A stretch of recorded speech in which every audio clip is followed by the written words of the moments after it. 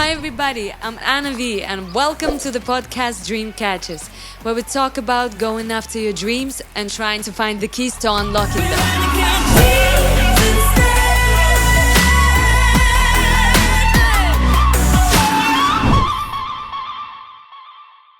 Welcome to Dream Catchers. Everybody knows the story that became bigger than American Idol itself. It took over the biggest talk shows in America and became a world sensation overnight. Today, we will get to know the real life experience that person, that artist went through. So please welcome Chris Medina.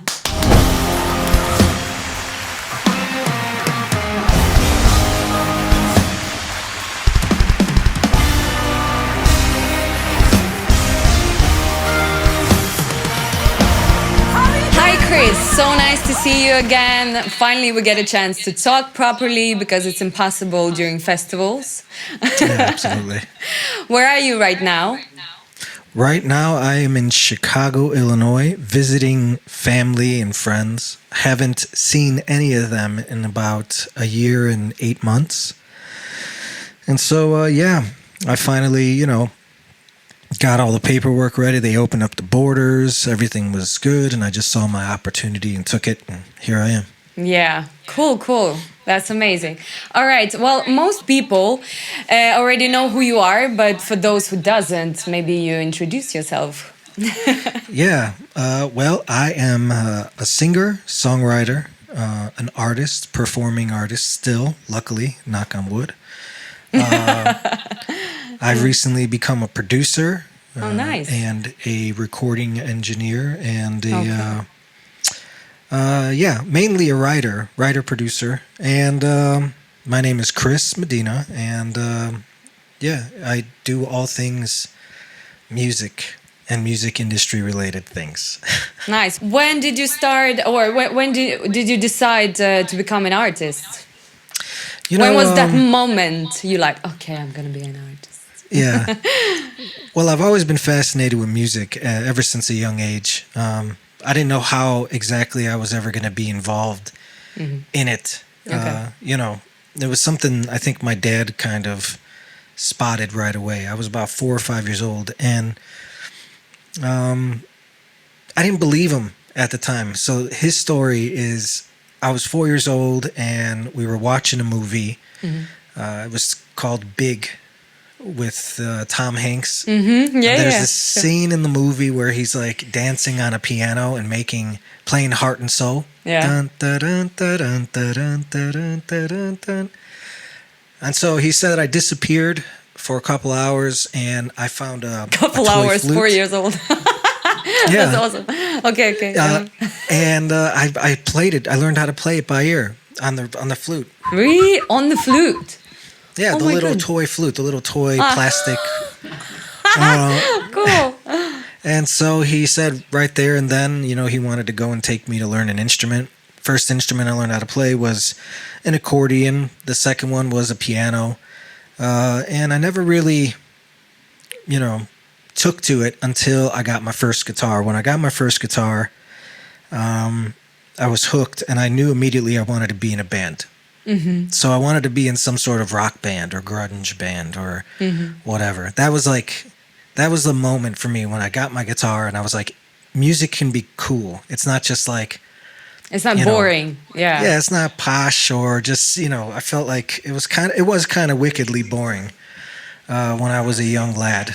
And so when I got my first guitar, I never wanted to be a front man or anything like that, but when I finally rounded up a group of guys to play with me, we get in their, someone's mother's basement. And so who's going to sing? Yeah. Nobody wanted to do it. So classic situation. Yeah. And there I was. And I said, go ahead. Yeah. You start. I was like, fuck it, I'll do it. Yeah. Exactly correct. I was like, fine, I'll do it. Shit. Yeah. How old were you then? I think I was 14 years old when I first became the lead singer of a band. So I was about 14 years old. First year of high school here in the States. That's the best school actually to play for real, with the bands and just go and do it out there. It was awesome. It was fun. A very forgiving time. We were very, we sucked so bad. Do you have some recordings? So yeah, we got recordings. Really? Unfortunately, yeah, they're out there somewhere. Oh, awesome. Shit, like horrible. And my friends, every single time I do something current with my career, every time I release a song, they'll remind me that I once was really horrible. Yeah. And so they'll send me. So fuck. Oh, that's amazing. How come you start thinking about Idol? Like, okay, I'm gonna do that. Well, that's kind of a long story. Do you have time for it? I have time. We have time. Go for it. All right. Yeah.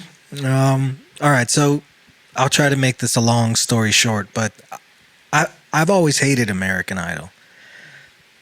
Hated it. As a matter of fact, sometimes when I watch it, I still get a little kind of like a cringy feeling. When I had met my ex-fiance, Juliana, there was a time when we were getting close to our wedding, like we were planning for it, and she said, "You should try out for American Idol." It was her favorite TV show. Right. Okay. So it was. I said, "Babe, that show sucks, and I'm not gonna do it. I don't want to sing cover songs. I like singing my cool indie punk rock songs and playing in a bar. I'm pretty happy." And she kind of begged me to do it, and she had then said, "All right, but I swear, when we get married, if you say that I could have been this or I could have been that, I could have been famous or I could have had a music career if I didn't get married." Yeah. She's like, "I'll kill you, so don't you dare say that." Yeah. She's like, "You should try out for this because who knows, maybe you'll get lucky and something cool will happen." Yeah. So she kind of twisted my arm, and I remember really not taking it seriously. She had done all this research, get there early. Yeah. Make sure you dress nice, smile. Yeah. And I got there late, didn't shave. I think I wore sweatpants. So I did all sorts of, I did all there's pictures of that too. I look like I deliver pizzas or something. So it was horrible. And so I loved the needless to audition, say- by the way. I checked your audition. I loved it. I loved the way you handled everything, because Idol, it's all about, getting into personal life. They really tried to do that. Yeah. And you're like, come on, guys, like, what about songs? I love that. Yeah. That you like, maybe you asked me Thank you about so the much. songs. That was actually that was my second audition. Right. Okay. Really? Yeah, this is my first one I'm telling you about. Sorry. Okay. No, it's okay. And so, needless to say, the first time I had done it, I didn't go through. I didn't take it seriously. I didn't know. think Okay. So I know. Yeah. Uh-huh. And so after I had come back from the what do you call it? The tryout or whatever. Yeah. She asked me, "So how did it go?" And I told her I didn't make it through, and she was so pissed at me. She's like, "You didn't wear that, did you?" And I go, "Yeah." And she goes, "You asshole." Yeah, it's because of this tie. You didn't wear a tie. That's why you didn't get through. Yeah. She was so mad. And so she said, "Well, then next year you have to try again." And I said, "No, I'm not trying out that was it. I'm not trying out. It's over." Yeah. So we flash forward. She gets into a car accident, and she's in a coma for a very long time. And that's a story that was it's out that there, became popular. And so when she woke up, there was a lot of things that she didn't remember, people she didn't remember. It was just, it took a long time for her to get her memory back. Yeah. And it was a really rough time that year because I was going to work 40 hours a week to try to keep our insurance. And I was also taking her to therapy every single day. And so music was done. I was officially retired for almost a year and a half, just Of course. Yeah. not doing anything but taking care of her and trying to keep our health insurance. Yeah. And so, Life hit horrible. you. Yeah. Kind of. Yeah. Yeah, horrible. And so it was by chance. Somebody sent me an email and they said, "Yo, there's an American Idol audition in Milwaukee. I'm sending this to all my favorite singers, local singers." I didn't think anything of it. I put it in my back pocket. Didn't think of anything at all. So I finished my job. I came home. It was my turn to give Juliana some, applesauce with medicine in it to try to teach her how to swallow again. So life was horrible. Life was horrible. And her mother was watching American Idol. The season I had tried out for, but didn't make it. Yeah. And, she kind of said, I don't really like American Idol this year. What do you think, Chris? And I think I just looked at her and I was just so tired and so depressed. I think I said, I can give a shit about that TV show. Yeah. And she got so frustrated. She turned off the TV and she started walking upstairs and she turned around and she said, this accident happened to all of us. So it was a really bad time. And I just remember feeling like, so horrible. And I looked up at Juliana and she was trying to signal to me, trying to say something. And I didn't have the patience for it. And so, I took this marker and I gave it to her, and you had to put weight on her hand so she could try to write what she was trying to say. Mm-hmm. And all she said was, if you were on. And I had no idea what she was talking about at the time, because I was, having a pity party, and I was just impatient with her and very tired. And so then I said, you just tell me tomorrow if you remember. Yeah. Turned off the lights, went to sleep. And I'm not joking, 2 hours later, it was like someone slapped me in the face. And I just kind of sat up and I said, if you were on American Idol, that was the last thing her mother and I were talking about. And this is the thing she wanted to tell me. So I woke her up and I said, were you talking about American Idol? She gave me a thumbs up because she, at the time, didn't know how to speak. She couldn't speak. So she gave me a thumbs up. And I said, you bitch. I'm like, I can't believe that you remembered all of that. And I just was so happy she remembered. I was like, you know what? I think that I'll tell your mother about this. And I gave her a hug and I said, sorry for being impatient. So I told her mother, and she said, that would be awesome if you did try out. And I said, wait a minute, somebody just sent me an email saying there was an audition in Milwaukee. Exactly. Okay. And so she was like, you should try out. And I asked Juliana, should I try out? And I said, all right, cool. I'll try out. And this time I'll shave. And this time I'll wear nice clothes. And this time I'll get there early. And I did all of that shit. Okay. So when you do look at my audition, the one you're talking about, I'm baby smooth, shining. I'm shining on my face, looking like a fucking, got my hair all, it looks like I had a perm. Got some fresh color. I don't know how to dress myself back then. So I had really, but I tried my best. And made it through. The rest is history. But it was such an experience, I bet, an idol. And I understand what you're talking about when you said I didn't like idol, la la. Every artist get this kind of feeling, I'm not fucking, I don't know, trash, whatever. I'm gonna sing my own songs. I'm an artist, everybody has this ego, And in the end, when you realize, okay, the world doesn't give a fuck really about your freaking songs that you're releasing, you're like, okay, maybe I should try something else. Because TV, honestly, TV is just, it's a quick way of just showing yourself out there and sharing your music. I have a lot of friends who had this experience, but how long were you in the Idol contract? Oh, yeah, the contract. You know what?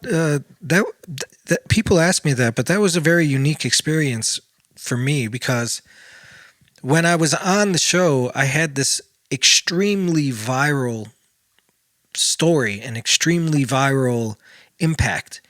And so there was a time when, all the contestants were still starting out and the public hadn't decided who was their favorite. But because I had such a explosive story, I think in the first week I had 10 million views on just my audition, and they had to take it down and put it back up, and it got another 6 million views. So it was just so viral that I was kind of, I don't even know if I was a favorite. I was just this big story that everyone was talking about. And so when I did get kicked off, see, people think I won that show. I didn't. I got kicked off. And so that just kind of goes to show how viral and popular that story was. Universal Interscope wanted to release a song. And so what they did was they made an amendment to my contract because you're not allowed to release music until No. 3 months after the winner. Exactly. And so, you know, there's like all these stipulations. You can't release music during the show. You know, can't perform, right? Right. But- You can't perform. Actually, yeah, that's right. You really can't have gigantic performances or anything or capitalize off of it. I mean, people still do, but it was just all these things, all these rules and regulations for about 3 months until, after the winner was announced. And so, yeah, so that I think normally I would have had that be a problem for me. But because Universal Interscope wanted to release What Are Words, they had to make an amendment to the contract, so I got off easy. So Okay. I released What Are Words during the American Idol season. Okay, so for you it was just For great. me, it was a different situation, just because of Yeah. the story. I almost hate to say it, but just at that time, I was bigger than the TV show. At that time, what my life and what I was going through was bigger than that TV show. Yeah, of course. Did you feel really judged by your fans and audience because you were such a, huge, as you said, story and star, at that time? And I mean, you're still a star, but I mean, the story was so big. And did you feel judged by moving away from America to Norway? To be honest with you, even before I moved, I was being judged. It's funny that you mentioned star. Before I kind of deserved the opportunity to call myself anything more than just me, I knew right away that I was a public interest story. Yeah. So people didn't really care what I was doing outside of that story. They didn't care what music I was making outside of that story. So annoying. They just wanted to know about that story. That's it. They just wanted to know how she was doing and when are we getting married and how did you do it. They just wanted to know all the details about everything, and anything outside of it didn't matter. You hello, am I an artist or who am I? Like, what the fuck do you want from me? Yeah, I understand. And so before I even, before her and I had split and before I ever even moved to Norway, I was already being judged. So I've been judged since day one, since the very first episode of American Idol aired with me. Very first day, people had such strong opinions about everything really, People were judging me. How could you bring her onto that show? And I just remember her mother and all of her family going, "Oops, we shouldn't have brought her," because it was a surprise to me that they brought her. I had gone alone, but they wanted to come to support. That's crazy, because that's what I was like. I got annoyed when I saw the audition. I'm like, what the fuck? Why are you like the judges? They were like, but is she there? La la la la, and you like, come on, guys! Like, I came here to sing. Is it a singing competition? What the fuck? And it's just like, I was like, oh my god! I was so angry when I saw it. I was like, I would freaking, I don't even know what I was doing. Did you try out for something, right?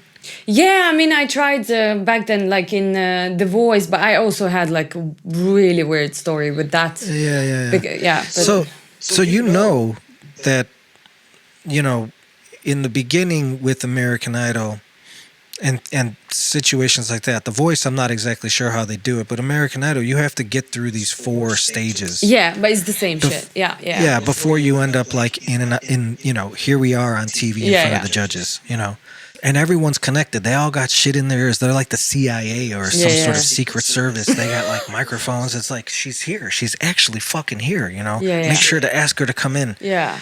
And so when they did, I was taken aback, but I also was very, I didn't really want to talk about the story, but I knew they were going to ask me, so I kind of prepared myself for it.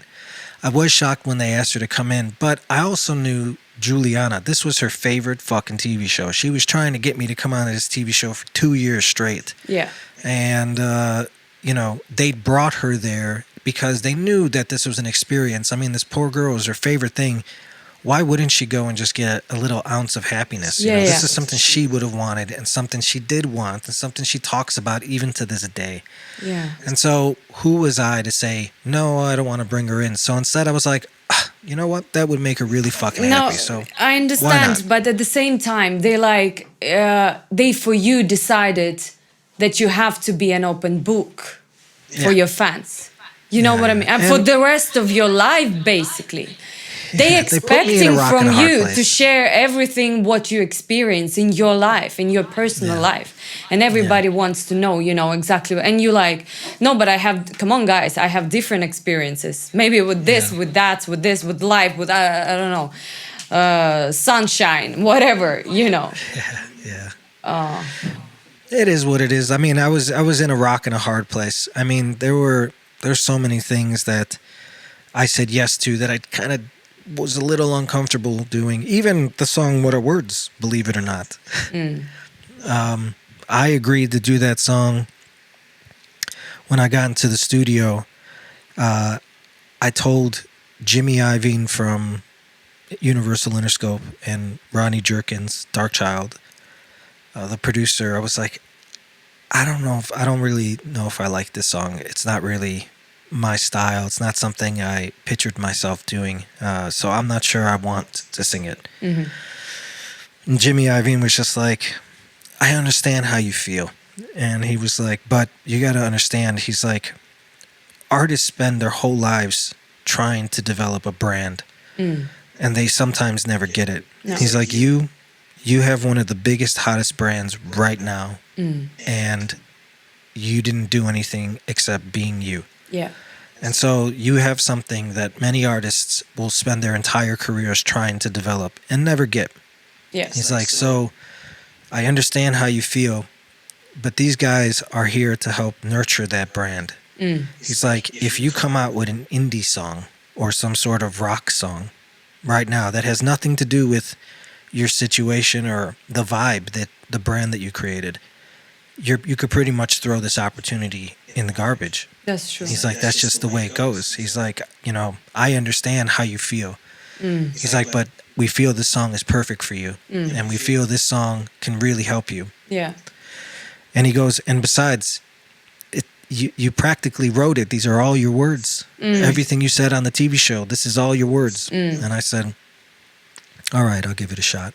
Yeah. And it also helped that they gave 90% of all the income from that song to Juliana. So that's another thing people didn't really know when it happened. I was like, fuck, people would, he just used her to get famous and used her to make money. I said, all the money that was ever made from that song is in her bank account to help her for the rest of her life. So bless you. People never really ask the questions, they just judge. So I've been judged my whole life. And that's something I accept because I put myself out there. So yeah, it is what it is. Thanks for sharing, honestly. Yeah, no problem. It gets deep. That question goes down. It's like a rabbit hole. That question is like Alice in Wonderland. Yeah. You ask it and... Yeah, spiral down. So what do you think, what is the biggest differences between the American and the Norwegian markets? This is just my opinion. And maybe it's because I do I spent so much time here doing things differently. Because I was in Los Angeles for about 6 years, doing lots of various things. I actually learned how to survive in the music industry because of my time in Los Angeles. But I just kind of feel like Norway, it's too comfortable to just kind of coast. I don't want to ruin a good thing, so I'm not trying to do that. But I do kind of feel that Norway and maybe Scandinavia has created the opportunity to be comfortable just doing what you're doing. So I kind of don't, the hunger and passion to try to get somewhere, it's not the fire. It isn't there, Yeah. and it's harder to kind of get excited about it in Scandinavia, and I feel like it's a little harder to succeed in Norway. And I don't know about Sweden, but I do know in Norway, I feel like it's hard to kind of like get out of the country. Yeah. And in Los Angeles, where I was, I felt like every single step I took was an opportunity to get myself further ahead and deeper into the industry. And so I guess the difference is there's a little more hustle in Los Angeles, and maybe a little bit more opportunity, a lot more networking, a lot more talking about yourself. You guys don't really have that in, Jenteloven and all that stuff. It's really hard to kind of talk about yourself and sell yourself and say, these are all the wonderful things that I've done. And so in Los Angeles, you're kind of saying that every chance you get, like, I know this person, I've done this, because there's 15 million other people who are trying to have the same job and the same piece of cake you're having. Exactly. So you kind of have to put yourself out there. It's just a ruthless It's a competition. business. Always a competition. Yeah, absolutely. Yeah. And I got real lucky. I started doing demo vocal work for a lot of different producers. They didn't really want to work with me as an artist at the time.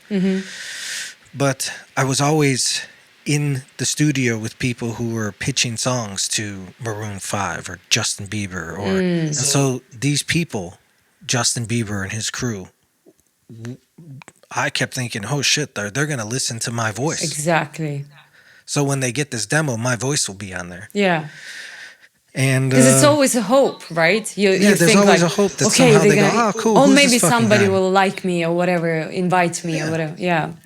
Or maybe, you develop a great relationship with some of these producers because you keep getting them work. They keep getting their songs placed because your voice is on there. And so they start working with you. And so that was always the hope or, the opportunity, the hope, idea. whatever. Yeah. And I don't really feel like you get that in in Norway. I feel like they kind of already have their way of doing things, and all the people who are are already in. And exactly. It's strange. It's like speaking the truth. Yeah, it's kind of like they almost live and die by one radio station. That if you're not on that radio station, you're fucked. And I'm like, in the United States, it doesn't seem that way because there isn't just one radio station, and there isn't just one way to get it. Like you have thousands of ways to make a mark. And in Scandinavia, it's just like, no, this is the only one fucking way you can do it. Yeah. It was exactly the same story. I'm sorry, but it was exactly the same story with me. Because when I moved to Sweden, we started writing with Steven. We wrote a song, and then we got invited to one of the main radio stations. And they're like, so how are you doing here? And I'm like, guys, that's the first thing what I said. I'm like, guys, you're too comfortable. It's too nice here. I mean, it's so chill and nice vibe, la la la. Everybody just okay, don't be a little bit don't be too colorful, too just be normal, and it's gonna be fine. Yeah. It was just that's exactly what I felt, because I've been flying back and forth to LA also. Many times, and it's just there. It feels it's different energy. Every city has different energy, honestly. Yeah.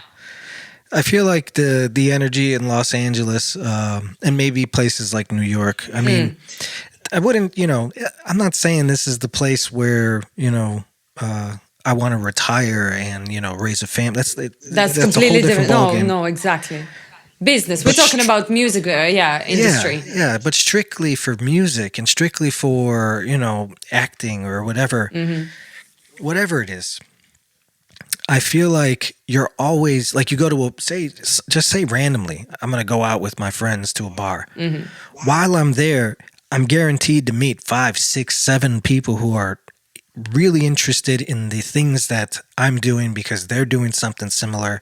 We exchange numbers, and it's not so much that they are the people that are going to do something for me, but when I go and I meet them, they know the people who will do something for me. So it's just there's this search for a treasure. You know, Yeah, I don't know yeah. who you guys got in Sweden, but there's that, what is it, Captain Sabeltan? I don't know if you have that. Do you have that? No. It's like a pirate. Whatever. Fuck it. It's a treasure chest, and every map, every road leads to a different treasure, and Yeah. every person you meet leads somewhere. And so I can't even tell you how many times I've randomly met someone, and then followed that kind of path. And it's like the person that they know, the person that they know, the person that they know are the ones that kind of like help shape my career and help me out and get me somewhere and get my foot in the door. And it's like, Yeah. it's always exciting. Yeah, it's very exciting. It's I mean, it's also a much better way to communicate, because I mean, first episodes we talked about it, me and Steven, that when you send emails, like you, for example, contact some label, whatever, like it feels like nobody ever read these emails. But when you're actually out there, and as you said, go there, speak with that person, with this person. Oh, I know this guy. Okay, let's go meet this guy. Do you have demos? Yeah, sure. Let's listen to it. It's happening in the moment. But are you signed, or are you independent right now? Now I'm an independent artist. I have distribution through Sony, but nothing, I'm so happy at the moment that I don't have some sort of licensing deal or record deal like I did before. I've been through all those, and they've been great for me.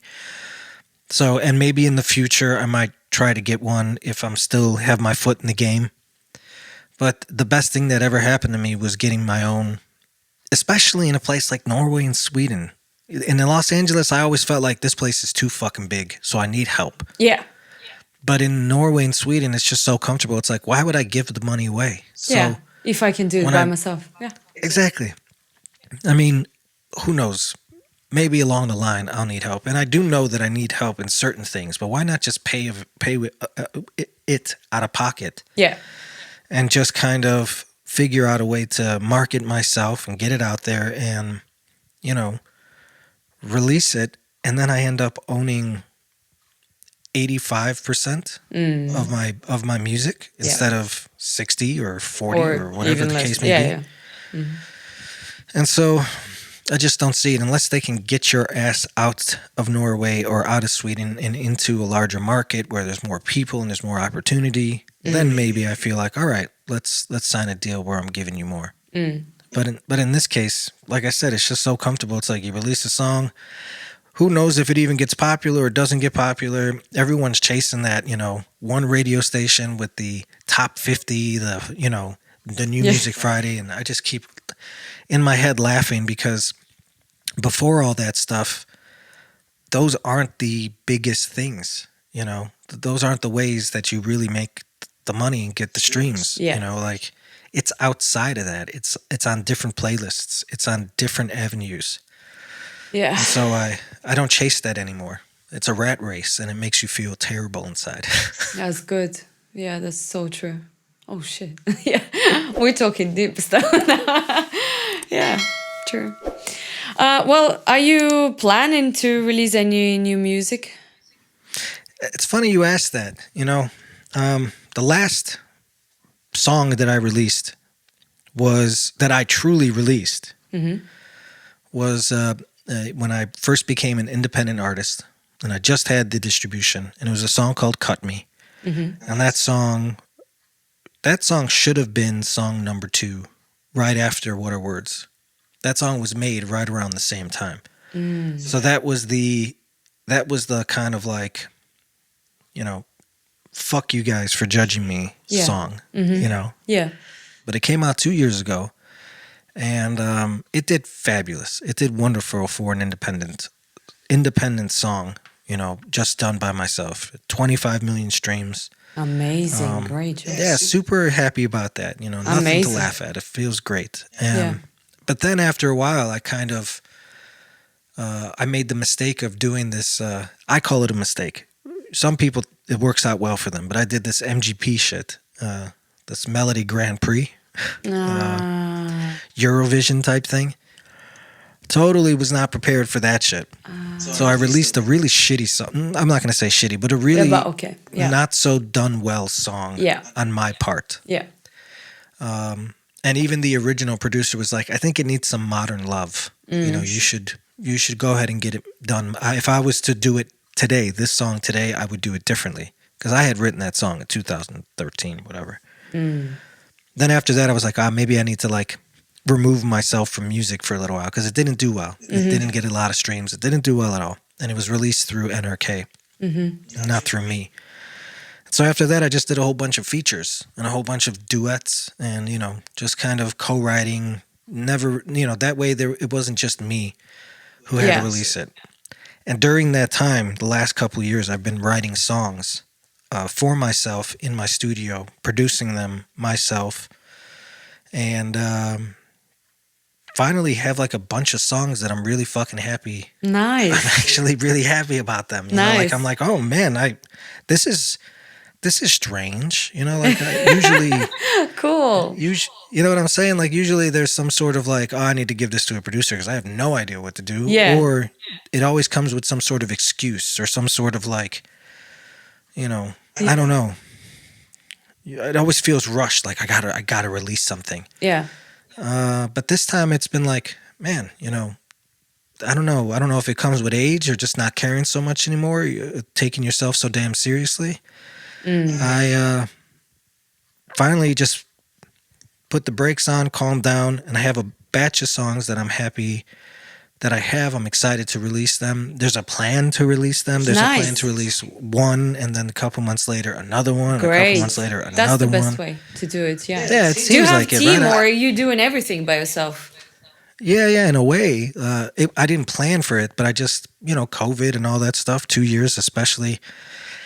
Eventually you get good at something if you lock yourself in a room long enough and try to do it, right? So I guess we know that. I guess I started to get pretty okay at production and things like that. So I kind of, you know, I'm like a professional tennis player now. There you go. That's what I'm saying. Professional tennis player. I've learned how to sit down for long periods of time. I became a fucking professional at sitting on my ass, just in front of the computer, trying to. Jesus Christ! I'm telling you. At the beginning of the whole production thing, I swear, I'm not lying, I would listen to one sound for like 12 hours straight, just tweaking the shit out of it, trying to get it right. Now I just kind of fly through it, you know, like those things don't seem so big anymore. But fuck, I had no idea what I was doing. Like friends would come in and be like, "Hey, what are you working on?" I'm like, "Oh, I'm just trying to get this bass to sound cool." And then like 12 hours later, "Oh, what are you working on?" I'm still trying to get this bass to sound cool. Fucking horrible. That's amazing. Yeah. So I mean, but you live and you learn, and that's kind of the process I was going through. Yeah. You know. But will you tell us when-ish? Oh yeah. It's gonna happen. I got one guy. You know, there's a guy that kind of he helps me out. He's kind of like my acting manager. He's one of my best friends in Norway. He's the godfather of my child. He is just hounding me to try to get a date. Just like pick a fucking date. Yeah. Pick a date. And if I had my choice, I would say I would start releasing the first batch of music in January. Okay. And the reason why is because if I release music now in October, it really only has a month to kind of do what it's going to do before it just gets drowned out by Christmas shit. Of course. And so in my opinion, I've had some success where you're literally like, I'm going to release this song, put a lot of effort into it, do what I need to do. You give it 2-3 months to kind of like, you know, get going. And then something great happens after like 3 months of, you know, finally someone picks it up on the radio or it gets on a bunch of playlists or, you know, something happens. You have time to work on it. So I kind of feel like I need to give the distribution time to push it how they want to, and then also give myself time to market it and talk about it and perform it and, you know, the way I want to before, we're talking about Santa Claus and shit. So That's the way to do it. So You're if saying I the had to give great a date, things now for January. everybody who's gonna watch this podcast. Because nowadays everybody is like, okay, we need to release every 1.5 months and blah, blah, blah, blah, blah, blah, rush it. But Yeah. I feel you. I get blown away. Like a lot of the features that I was on, because I think I did like 4, 5 features, duets, things like that. But features is single one of them- another thing. It's another thing. sorry? If featuring, it's another thing. Or like Oh, yeah. releasing remix. But when we talk Exactly. about like the album or whatever, like your songs, I feel like you need to, think properly and think about the plan. Releasing yeah. plan, I don't understand. Like sometimes some of these guys were just like, yeah, we're gonna release it in 3 weeks, and I'm like, yo, yeah. that's Okay, good luck. yeah, whoa. Like, I mean, shouldn't we submit the song and give them at least 6 weeks or Yeah. a month or 2 months to like kind of submit it to playlists and do their thing, and Yeah. so that when they hit go, it's like it goes. I mean, when I released "Cut Me," it felt like it was that way. I submitted the song in January, we released it in March, and so they had like 2 months. And when it came out, it was on like every major playlist. They had time. Love Yeah. Pop and Yeah. Dinner with Friends and all Yeah. these gigantic playlists. In the first day, it had like 200,000 streams, and I was just like, Amazing. "That's the way it That's should the way it to should do go." it. It's Yeah. like they submitted this song, so submitting it 3 weeks and going, "Good luck. We're hoping to get on New Music Friday." 150,000 followers on New Music Friday. You're like that. Okay. And it's just for 1 week. I hate that playlist. That Yeah. playlist sucks. That playlist sucks. I lived on Cut Me, lived on Love Pop, Dinner with Friends, a bunch of other ones for like 3 years. It was Wow. on this playlist for 3 years. That's the only reason I got all those streams. That's the playlist I want to get on. Ones that keep you on there for 3 years, not just like yo, you're on there for a week and good luck. Yeah, like ooh, is that ready? Bye. Next one. Yeah. So I would say January to answer a long. Yeah. It's been a while since I've talked to anybody on Yeah. a podcast, but January is probably when I'm going to release new music. Yeah. Any music videos? God, that's another one. I'm actually I'm very fucking shy. Very. Very. Yeah, I'm really not into the whole idea of like doing music videos. So it has to be some sort of creative music video. Yeah. It can't be like me singing in front of a camera. I fucking hate that shit. Yeah, God, I did it once. Oh my, and you could tell the whole time I'm uncomfortable as shit. I look back at this is horrible. So, but tell me, what is your dream? Just, what is your dream? I do have a dream. It's probably boring as fuck, but it's my dream, and I Okay. don't care. So, my dream is actually to have a piece of property, whether a house of some sort, but a piece of property that's attached to it, or a piece of property that I own that I can turn into my very own rehearsal space, recording space, media making, content making space, an all-in-one, one-stop shop place that has everything that I've always struggled to have as an artist. All right, you need to make a music video. Where? Where? Come to this place. That's my place. Yeah. We need to record something and it needs to be legit and not too expensive. Come to my place. We need to do some photos. Come to my place. We need to find a place to rehearse, like at a proper stage where we can kind of film ourselves performing. Come to my place. So I hope, my dream is to eventually have one of those things, not for myself so that I can benefit from it as an artist, because I believe by the time I do get it, I'll be too kind of old, maybe, to do it. Who knows? I might be talking shit, but Maybe your next release in January will just like That's what I'm saying. You never know. You never Yeah, know. money, But I want to do that money, honey. But I want to do that for other people. Yeah. I want to do that for other people. I want them to, benefit from it, and Can I want I them be not to there, think too. please? Yes, come on down. Can I book this place? Absolutely. I feel like people struggle to do this No, shit. it's true. It's you true. know? Yeah, many It's artists hard. struggle, of course. So, I want to be rich enough to not worry about where the money's coming in. Yeah. And I want them That's to awesome. to use it for very low cost. Yeah, very nice dream. I would love to have that too.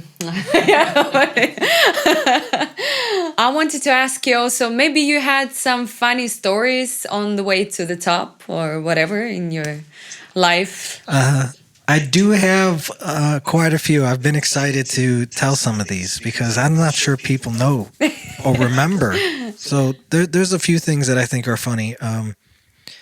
After I recorded the song What Are Words, I had to do this kind of like promo tour. Standard American promo tour, Universal Interscope, totally paid for. So I did, a bunch of TV shows. I got asked to do Ellen DeGeneres, and I got asked to do like just a ton. And there was one. It was called the Tonight Show with Jay Leno. I don't know if anyone remembers who Jay Leno No, is, of course. but now it's like the Tonight Show with Jimmy Fallon or Yeah, Jimmy yeah. Kimmel, And so it was one of those things. And usually, typically, the way it works is you're just going on there to sing a song. That's it. But they said, all right, you're going to go. I had recorded the song on a Friday, right? I had never heard the song before. So I go in there, I hear it, I love it. Yeah. I record it, and then on Saturday they say, okay, so your promo schedule is Tuesday you're going to do the Tonight Show with Jay Leno. And I'm like, I'm fucking what now? With the Excuse me, what, Tuesday? Tuesday? That's like, you mean like next Tuesday, next month, or next, like, I don't even know the words to this fucking song. What are words? Yeah. So I'm scared, and I'm rehearsing like crazy, just constant, like I'm writing the fucking thing down like 100 times and just trying to remember these fucking words. And so the day comes, and we do this rehearsal, and I just tell them, I'm like, hey, look, I feel real tight up here. I feel real nervous because I just learned this fucking song. I don't really know the words. They go, oh yeah, they told us, so we're going to have cue cards for you. Oh. So just in case you forget the words, we're going to have them right there for you. And I go, oh my goodness, Thank God. God. And they said, yeah, they knew that this was going to be one of your first big experiences, and they didn't want you to have to worry about the interview and the performance. And I said, wait, what? What? Interview? Interview? I go, I'm being interviewed? Yeah. And they go, yeah. And I'm like, oh, shit. And so I was nervous. Just so fucking nervous, like amateur nervous. Never been in this situation in my life. Yeah. And I go and I do the interview, and it's great. And then it's time. He stands me up and he goes, all right, so you're going to play a song for us, and it's time to go. And I go, okay. Yeah. So I go up there, and I'm holding on to this fucking microphone stand like it's my like saving grace. And I'm trying to sing, and the moment comes, I start to get into my own head, and I'm like, okay, I'm unsure of these lyrics. Yeah. And so I look up, and I look at the cue cards, and dude has the cue cards upside down. Oh no! And in the wrong order. And so I'm looking at it, and I can tell as I'm singing the song, this is fucked up. And that just throws me off even more. And so the whole second verse of the song on live television, 4 million people, I'm singing the wrong fucking words, just totally guessing. And I'm not joking. I think I said, and I did a 2-2 tonight, and I'm gonna 2-2 tonight. It's just like, I just started repeating the same fucking word over and over again because I just malfunctioned. That's amazing. And so, yeah, that was embarrassing. My goodness. In front of Emily Blunt, like the actress, and oh god. Oh, that's amazing. But All what my happened friends were afterwards? watching. You're like, okay, what was it? A relief, or was it like, okay, No, I'm I said done. my I'm career's done. My over. career is Yeah. done. Yeah, it's exactly that. I said, I'm fucked. That was it. Thank you guys. That truly 15 minutes of fame. That's all it was. That's all I get. And I deserve this. So I think I just felt horrible. And all my friends were there to witness it. And Oh my god. Why friends? I mean, like maybe friends should have helped. I don't know. La la la, scream. yeah, they should have helped out. Yeah. But it was. I think everyone just cringed. I saw people like. I think I saw Like, someone what kind of is he go, doing? "Oh shit!" Like, we I don't know him. I don't know. Oh my god. Do They had- tonight. They had Chris I love Medina it. shirts on and shit, and I just feel like they were just like, oh my god. And I had talked to them too. I just said, hey, I messed up the lyrics, and they go, that's okay. We taped the rehearsals, and I go, oh, that's great. You know, he's like, yeah, so we'll just edit it in because everything's to a click. So if for some reason we hear that, we'll just edit it in. It's no big problem. And I said, thank God. And then I saw it air. No, they didn't edit shit. It was just me fucking up. I was on YouTube, just total disaster. I think it might even still be there. It's horrible. God, that's crazy. Oh my god. So that's one of many embarrassing stories. Chris, to wrap this up, it was amazing. Thank you. If you could travel back in time, what 3 tips would you give yourself before your career started? The 3 tips I think that I'm going to try to come up with just 3 because there's a lot of tips I'd give myself. Yeah, well, you can give more. I hope I actually tell the important ones first, you know. But I would say surround yourself with people who can do the things that you can't, and don't think that you could do everything yourself. That's an important one. There's no way in the world you could do everything yourself. Yeah. And the only way you're going to get ahead is if you build a team of people that you trust, and a team of people that want you to succeed, and they want to succeed at the things that they're good at. So if there's someone that really just loves social media and you're not good at it, hire that motherfucker to do it for you. Yeah. Don't count your own money. Don't be your own accountant. Yeah. Don't be your own financial. Don't be your own lawyer. Don't be your own manager. Try to surround yourself with people who can allow you to focus on the one thing that you want to be good at, which is be an artist. Yeah. So Amazing. that's one thing. I guess another thing is don't take yourself so seriously. A lot of times I said no to a lot of things because I was too afraid, and I'm still doing it now. You ask about a music video, and the first thing I'm thinking of is, oh no, because I'm so so afraid to just kind of let loose. So it's not easy. It's something I'm still struggling myself, you know. But don't take yourself so damn seriously, because people don't really give a shit. They just if they're interested in you, you've already won half the battle. So just go ahead and just be you, and don't think so hard about what's cool and what's not cool, or about what anyone else is doing, you know. So don't take yourself so seriously. That's one thing. That's cool. That's cool. And I guess the other thing that I might say regarding the MGP thing is, don't take ibuprofen 1 hour before you go on stage. It's a muscle relaxant. It'll loosen up. You won't have any control of your vocal cords because it's a muscle, and you will go on stage and sound like shit. That's the reason why you fucked it up, all these performances.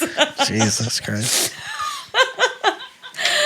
So that would be advice number 3. That's a good one. Yeah. Don't do drugs, No. kids. Don't do drugs. No, but it's true. I think that's what it is. That would be the advice. And enjoy it. God damn, enjoy it. Enjoy every minute of it. Enjoy the chase. Yeah. Don't be discouraged for failing. No. Failing is actually, it's just you learning what the wrong way to do it is. You know. So if you fail at something, all right, cool. That's not the way to do it. Let me figure out the other way. And it's kind of like, embrace it. You know. If you never fail, then you'll never know. You know, you'll never know the way to do something. You'll never figure out the path. You'll just kind of always be walking blindly. Yeah, Oh, I'm just the luckiest motherfucker alive. Yeah, and then when shit hits the fan, you're just like, okay, how do I solve this problem? Me, there's really no fear anymore because I failed a whole shitload of times. So it's, I'm good. That's amazing. Okay, I'm like I'm really walking looking survival forward guide. to your new music. I'm really looking forward to it. I think it's Thank gonna you. be. I'll send you a link so you can get a preview. You Oh, guys can yes. get a preview of it. So lucky you guys. Yes, do that. Oh my God, it was so awesome talking to you. Thank you so much for joining me in my Yeah, podcast. It was a pleasure. Yeah, I'm really, really glad that we, finally talked through everything. Thanks for watching. I hope you liked this episode. Don't forget to click subscribe, the notification bell, thumbs up, and comments below. All right, see you next time. Bye.